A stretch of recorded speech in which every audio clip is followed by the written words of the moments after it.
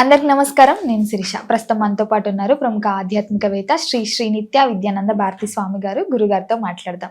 గురుగారు నమస్కారం. నమస్కారం తల్లి. గురుగారు, ఈ పుష్యమాసంలో జనవరి 3వ తేదీన శనివారం ఆరుద్ర నక్షత్రం పైగా పౌర్ణమి వస్తుంది. సో ముఖ్యంగా చాలా మంది పౌర్ణమికి చాలా విధాలుగా పూజలు చేస్తుంటారు వాళ్ళకి తెలిసిన విధంగా.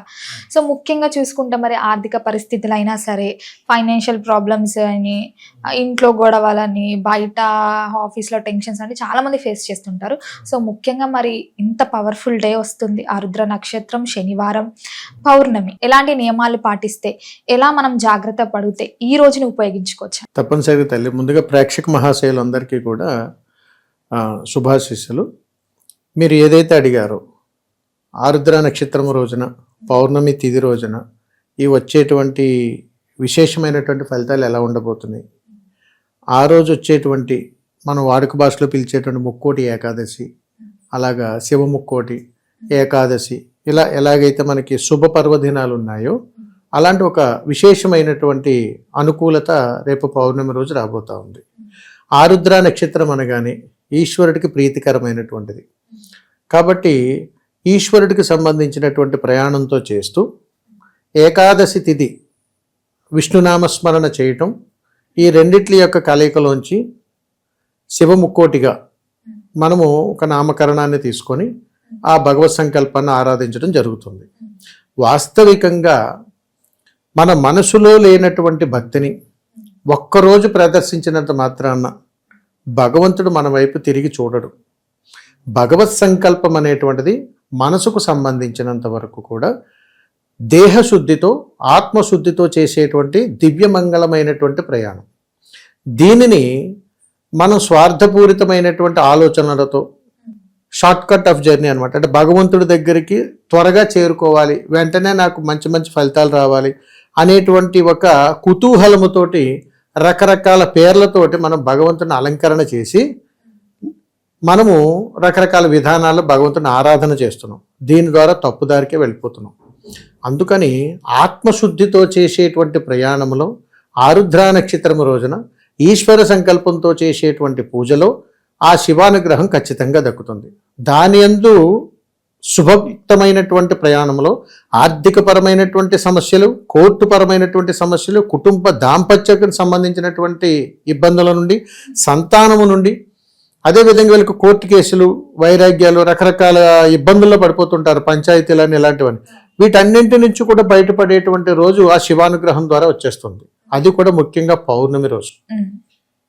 ఇది ఏ విధంగా చేసుకోవాలి, ఎలా చేసుకోవాలి? పౌర్ణమి రోజునే ఈ ఆరుద్ర నక్షత్రం రోజున శివానుగ్రహం వెంటనే మనకు దక్కాలంటే ఏం చేయాలంటే ఇక్కడ 2 రకాల పద్ధతులు ఉన్నాయి. ఒకటి ఈశ్వర నామస్మరణ చెయ్యాలి, రెండోది విష్ణునామస్మరణ కూడా చేయాలి. ఎలా చేయాలి అని అడిగితే, శివనామస్మరణలో పంచాక్షరి మంత్రాన్ని, ఓం నమః శివాయ అనేటువంటి పంచాక్షరి మంత్రాన్ని 108 సార్లు జపం చేయాలి. మొట్టమొదటిది. ఇది చేసేక ముందు, అంటే ఇది చేయబోయే ముందు ఈశ్వర సంకల్పంతో బ్రహ్మముహూర్తములో నిద్రలేచి శివనామస్మరణ చేసేటప్పుడు చక్కగా మనకు పూజకు సిద్ధం చేసుకొని బిల్వదళాలు తెచ్చుకొని మన ఇంటిలో ఉన్నటువంటి ఏదైనా పార్థివ శివలింగానికి కానీ లేదా ఈశ్వరుని యొక్క చిత్రపటమునందు కానీ ఓం నమః శివాయ అనేటువంటి పంచాక్షరి మంత్రము 108 సార్లు పలుకుతూ 108 బిల్వదళాలతోటి వారికి అర్చన చేసుకోవాలి. అలా చేసుకున్నటువంటి వారికి ఈ పౌర్ణమి రోజున ఎప్పటి నుంచో తీరనటువంటి దీర్ఘకాలికమైనటువంటి రుణబాధల నుంచి ఒక దారి దొరుకుతుంది. రెండోది, పితృ రుణాలు కానీ, పితృ సంకల్పాలు కానీ, ఎక్కడైనా కానీ అపశృతులు కానీ వీరి జీవితకాలంలో కానీ జరుగుంటే ఆ పితృదోషాల నుండి కూడా విముక్తి లభిస్తుంది. అర్థమవుతుందా తల్లి? ఇలా చేస్తూ పౌర్ణమి రోజున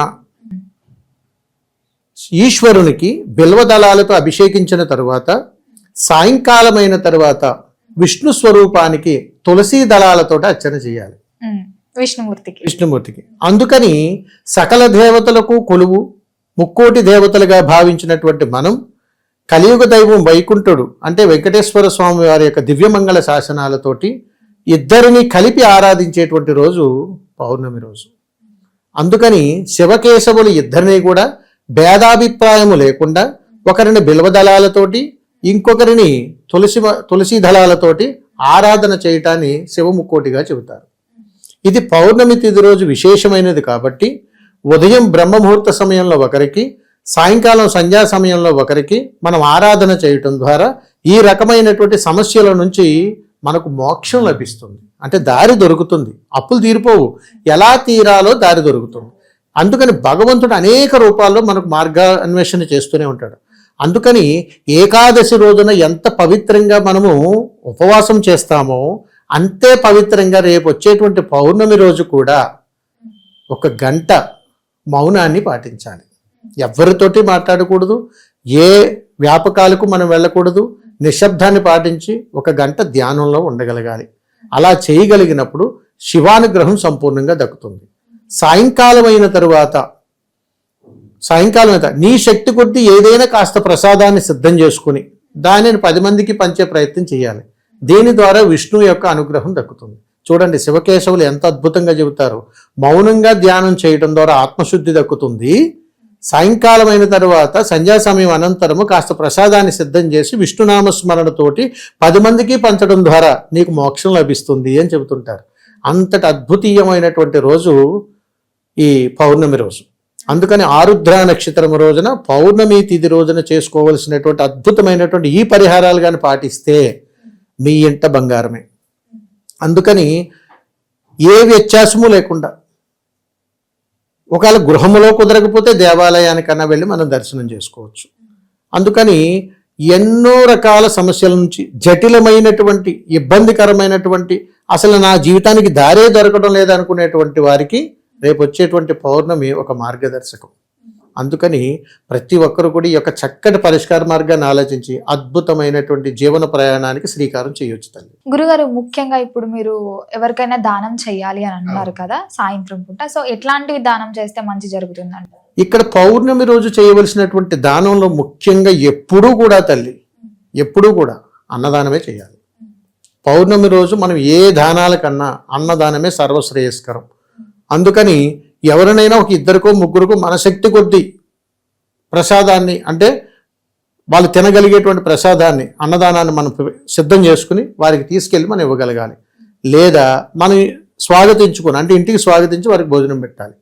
ఇది ఖచ్చితంగా పౌర్ణమి రోజు ఏ ఇంట జరుగుతుందో ఆ ఇంట దాంపత్యానికి సంబంధించినటువంటి సమస్యలు కానీ, సంతానానికి సంబంధించినటువంటి సమస్యలు కానీ, ఆర్థికపరమైనటువంటి సమస్యలు కానీ ఎప్పటికీ రావు. ఇది గుర్తుపెట్టుకోవాలి. పౌర్ణమి రోజు ఒక అద్భుతమైన సంకల్పాలు మనకి ఇస్తాడు భగవత్ స్వరూపం. గురుగారు, మొత్తం మీద చూసుకుంటే చాలా వరకు దీపారాధన చేస్తున్నప్పుడు ఈ సమయంలో చెయ్యండి, ఈ సమయంలో చేస్తే ఎక్కువ ఫలితాలు ఉంటాయి అంటారు. సో ముఖ్యంగా చూసుకుంటే మరి పౌర్ణమి రోజు కాబట్టి ఏ సమయంలో దీపారాధన చేస్తే ఇంకా బాగుంటుంది అంటారు? పౌర్ణమి రోజు ఎప్పుడైనా కానీ గుర్తుపెట్టుకోండి, ఈ దీపానికి ఉన్నటువంటి సమస్య, దీపం నుంచి వచ్చేటువంటి మోక్షం రెండూ తప్పనిసరిగా తెలుసుకోవాలి. దీపారాధన ఎప్పుడు చేయాలి అనేటువంటిది ఒక సమస్య, దీపారాధన వల్ల మనకు వచ్చేటువంటి మోక్షం మనం అందుకోలేకపోవడం రెండో సమస్య. అందుకని పౌర్ణమి రోజు, ఎప్పుడు కూడా పౌర్ణమి రోజు దీపారాధన అనేటువంటిది సూర్యోదయానికంటే ముందే చేయాలి. చేసి నువ్వుల నూనెతో మాత్రమే దీపారాధన చేయాలి. ఇక్కడ ఎంత సర్వశ్రేయస్కరం ఇది. పౌర్ణమి రోజు నువ్వుల నూనెతో శని మహాదేవుని యొక్క అనుగ్రహంతోటి ఆ ఈశ్వరుడు ఇచ్చేటువంటి వరాలు శని మహాదేవుడు అడ్డు పెట్టకుండా, మనల్ని పరీక్షించకుండా శీఘ్రమే సాక్షాత్తు శివానుగ్రహం నేరుగా ఆయన చేతుల ద్వారా మనకు అందించేటువంటి యోగం ఈ నువ్వుల నూనెతో వెలిగించేటువంటి దీపం ద్వారా దక్కుతుంది. అందుకని పౌర్ణమి రోజు నువ్వుల దీపాన్ని కానీ మనం వెలిగించగలిగితే ఆ ఇంట సర్వశ్రేయస్కరం. అది కూడా సూర్యోదయానికన్నా ముందుగా కానీ మనం వెలిగిస్తే సూర్య భగవానుడి యొక్క అనుగ్రహం కూడా మన మీద ఉండి సూర్యకాంతి మాదిరిగా మన జీవితం కూడా అంత ప్రకాశవంతంగా మారుతుందని పరమార్థం ఉంది. అందుకని తల్లి పౌర్ణమి రోజు ఎప్పుడూ కూడా సూర్యోదయానికంటే ముందుగానే దీపాన్ని వెలిగించాలి. ఇలా జరిగినటువంటి ఇళ్లల్లో, గృహాల్లో ఆ ఇంట పట్టి పీడిస్తున్నటువంటి సర్వదారిద్ర్యాలన్నీ సమసిపోతాయి. అంత యోగం ఉంది తల్లి. గురుగారు, మరి మొత్తం మీద ఈ పౌర్ణమి శనివారం ఆరుద్ర నక్షత్రం కాబట్టి ఏదైనా రెమెడీ ఉంటే తెలియజేయండి గురుగారు. తప్పనిసరిగా తల్లి, పౌర్ణమి రోజు చేసుకోవలసినటువంటి పరిహారాల్లో ముఖ్యంగా దీర్ఘకాలికంగా ఎప్పటి నుంచో వివాహం కోసం ఎదురు చూస్తుంటారు, సంతానం కోసం ఎదురు చూస్తుంటారు, అప్పుల బాధల్లోనూ కూరుకుపోతారు, మోక్షం దొరక్క గృహ నిర్మాణం కోసం ఎదురు చూస్తున్న వాళ్ళు కూడా ఉంటారు. వీళ్ళందరికీ కలిపి ఒక సమిష్టి పరిహారం అనేటువంటిది ఉంటుంది. దీనిని అష్టబంధ పరిహారాలుగా చెబుతారు. ఎలా చేయాలి అని అడిగితే, మనకి ఎక్కడైనా కానీ తెల్ల జిల్లేడు సంబంధించినటువంటి చెట్టు ఉంటుంది. ఈ తెల్ల జిల్లేడుకు సంబంధించినటువంటి చెట్టు దగ్గరకు వెళ్ళి తెల్ల జిల్లేడు పువ్వులు 11 తీసుకొచ్చి ఒక మాలగా కట్టుకోవాలి. తర్వాత తెల్ల జిల్లేడు ఆకులు దొరుకుతాయి మనకి. ఈ తెల్ల జిల్లేడు ఆకులు ఒక 11 తెచ్చుకొని విస్తరాకుగా కట్టాలి. దీని మీద కాస్త బియ్యం పిండిని వేసి, కాస్త ఆవు పాలు వేసి మిశ్రమాన్ని చేసి ఒక సర్పాకారంగా చేయాలి. దానికి ఈ తెల్ల జిల్లేడు మాలను అలంకరణ చేసి ఓం నమః శివాయ అనేటువంటి పంచాక్షరి మంత్రం చదివి ఈ విస్తరణ తీసుకెళ్ళి ఎక్కడైనా పారే నీళ్ళల్లో వదలాలి. అలా కానీ పౌర్ణమి రోజు కానీ పౌర్ణమి గడియల్లో ఏ సమయంలో చేసినా కానీ ఆ ఇంట వైభోగమే. అంతటి యోగకరమైనటువంటి పరిహారాలు సద్వినియోగం చేసుకోవాలి మనం. అందుకని ఈ పౌర్ణమి రోజు విశేషంతో కూడుకున్నటువంటిది తెల్ల జిల్లేడు పువ్వులు అనేటువంటిది ఆ పరమేశ్వరునికి ప్రీతికరం. ఎక్కడైతే తెల్ల జిల్లేడు పత్రం విస్తరణ చేసి అక్కడ నాగబంధంలాగా ఈ బియ్యం పిండితో చేసి పెట్టామో పితృదేవతలు ఆనందపడతారు. మన జన్మలో ఉన్నటువంటి శని దోషాలు పోతాయి. మనకి ఏదైనా కర్మ నుంచి వచ్చేటువంటి కాలసర్ప దోషాలు పోతాయి. రాహుకేతులు యోగకరంగా మారుతారు. ఇది తీసుకెళ్లి పారే నీళ్ళలో వదులుతున్నావు కాబట్టి గంగాదేవి అనుగ్రహం దక్కుతుంది. తద్వారా చంద్రుడి యొక్క శుభయుక్తమైనటువంటి శుభవార్తలు మనం వినగలుగుతాం. అంతటి యోగకరమైనటువంటి పరిహారం పౌర్ణమి రోజు మనకి ఇవ్వనే ఇచ్చారు. దీన్ని సద్వినియోగం చేసుకోవాలి. గురుగారు, మొత్తం మీద ఈ శనివారం ఆరుద్ర నక్షత్రం పౌర్ణమితో వస్తుంది కాబట్టి ఎలా ఆ రోజును వినియోగించుకోవాలో తెలియజేసినందుకు ధన్యవాదాలు. నమస్కారం.